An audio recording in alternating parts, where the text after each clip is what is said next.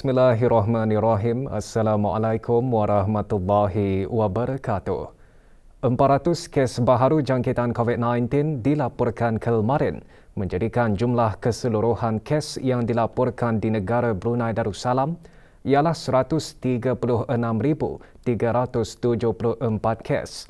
Yang Berhormat Datuk Seri Setia Dr. Haji Awang Muhammad Hisham bin Haji Jaafar Menteri Kesihatan memaklumkan perkara tersebut semasa sidang media situasi terkini jangkitan COVID-19. Sidang media berlangsung di Dewan Al-Afiah Kementerian Kesihatan. Statistik harian COVID-19 yang lain pula adalah seperti berikut.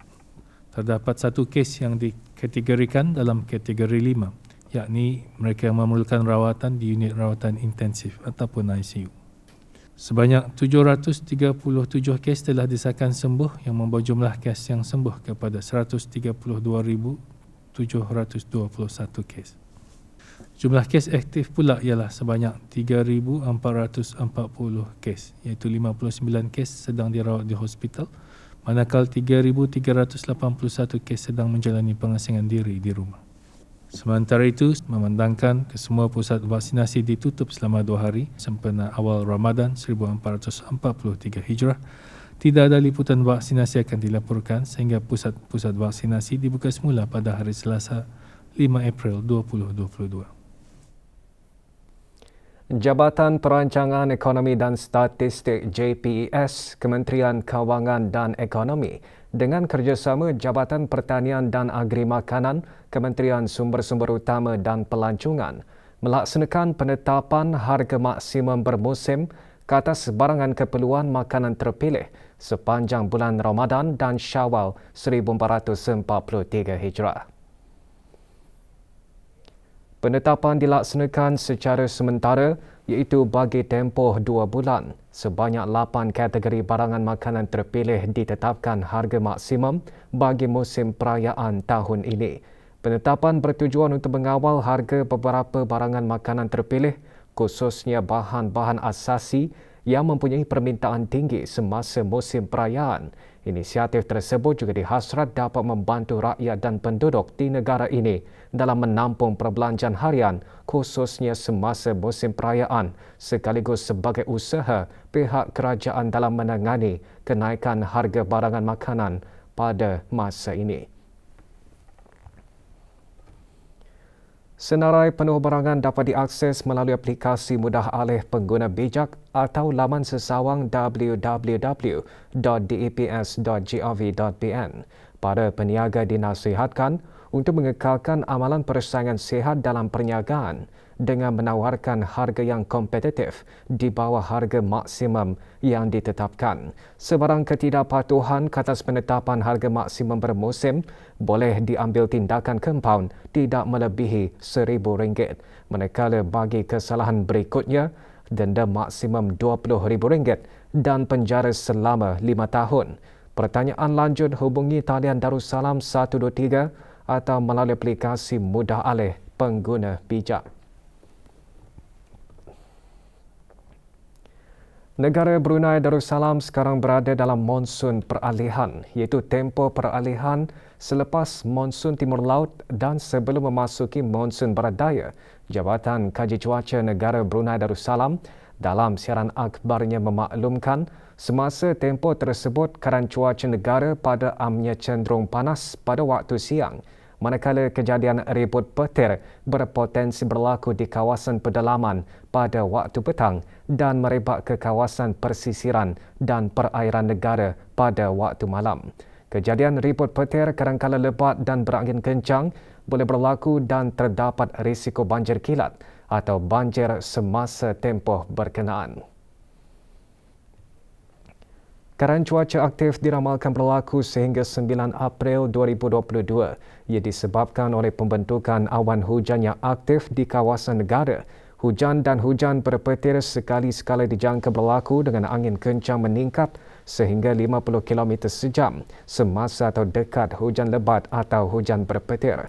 Orang ramai dinasihatkan untuk mengambil langkah-langkah awal mengenai kejadian cuaca aktif dengan terdapat risiko banjir kilat di kawasan-kawasan rendah dan mudah banjir serta di kawasan berdekatan tebing sungai semasa hujan lebat melebihi 1 jam dan semasa kejadian air pasang. Kejadian tanah susur dan pokok tumbang juga boleh berlaku semasa hujan lebat dan keadaan berangin. Maklumat, nasihat dan amaran cuaca terkini boleh didapati melalui aplikasi Brunei WX atau hubungi peramal cuaca yang bertugas melalui talian cuaca 114 atau laman sesawang www.met.gov.pn atau melalui laman Facebook dan Instagram @BruneiWeather.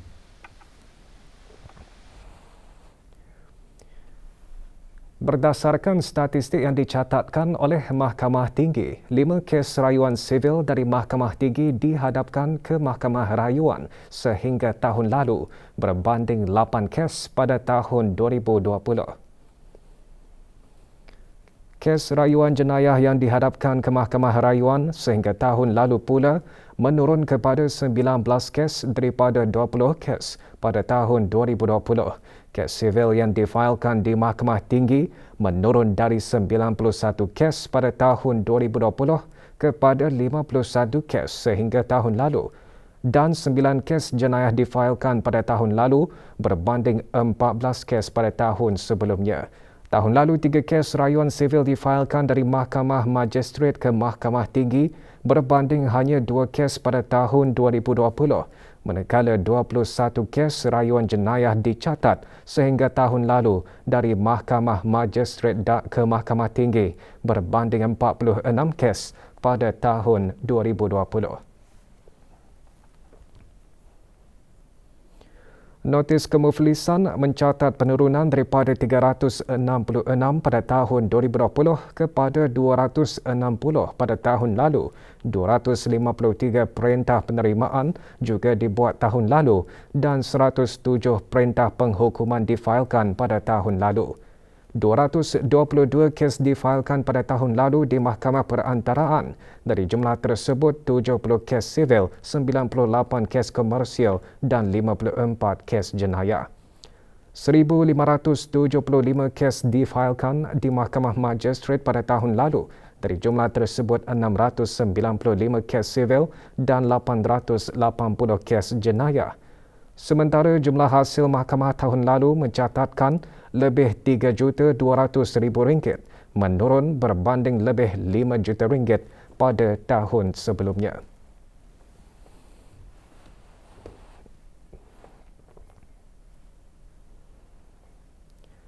Usaha pihak kerajaan ke bawah Duli Yang Maha Mulia Paduka Seri Baginda Sultan dan Yang di-Pertuan Negara Brunei Darussalam dalam mempamerkan negara yang mengutamakan kebersihan dalam kalangan negara ASEAN dan juga antarabangsa menerima pengiktirafan apabila Bandar Seri Begawan dan Daerah Tutong dianugerahkan sebagai ASEAN Clean Tourist City pada Forum Pelancongan ASEAN ATF ke-40. Tertubuhnya Jawatankuasa Indo Isu-Isu Kebersihan JIIK yang menyediakan hala tuju dasar dan strategi memperkukuhkan lagi keberkesanan pelaksanaan tindakan ke arah kebersihan. JIIK terbahagi kepada 3 kumpulan pentindak iaitu Kumpulan Pentindak Legal and Enforcement di bawah kawalan Kementerian Hal Ehwal Dalam Negeri melaksanakan pindaan akta kesalahan-kesalahan kecil Penggal 30, pembangunan kapasiti mengendalikan tindakan undang-undang dan penyiaran kesalahan-kesalahan berkaitan akta kesalahan-kesalahan kecil Penggal 30.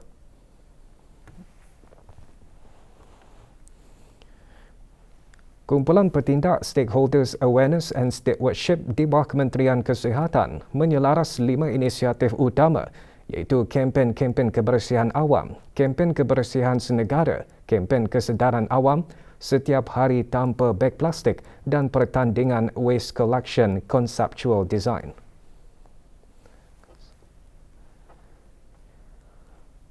Dan Kumpulan Pentindak Improvement of Facilities and Services for Cleanliness di bawah Kementerian Pembangunan pula menyediakan perkhidmatan pembersihan serta fasiliti berkaitan dengan kebersihan.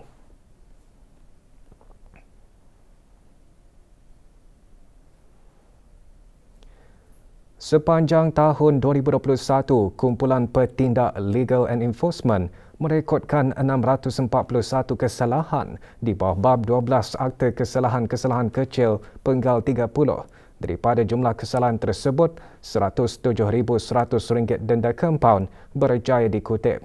Pindaan ke atas Akta Kesalahan-Kesalahan Kecil Penggal 30 yang dikuatkuasakan pada bulan Disember tahun lalu adalah salah satu inisiatif dalam pelan tindakan yang dirangka di bawah Jawatankuasa Indo Isu-Isu Kebersihan. Pindaan tersebut bertujuan mencegah individu atau badan korporat daripada melakukan kesalahan berkaitan pembuangan sampah secara tidak bertanggungjawab di tempat awam di negara ini.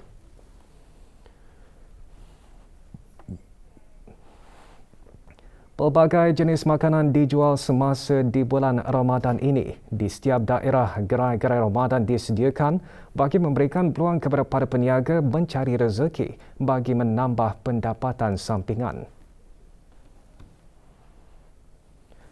Di daerah Belait, gerai Ramadan diadakan di beberapa lokasi, antaranya Tudung Saji, Jalan Setia Diraja, Kuala Belait dan Pasar Neka Suka, Jalan Lorong 3 Selatan, Seria. Lebih 92 permohonan perniagaan diterima untuk berniaga di gerai Ramadan tersebut.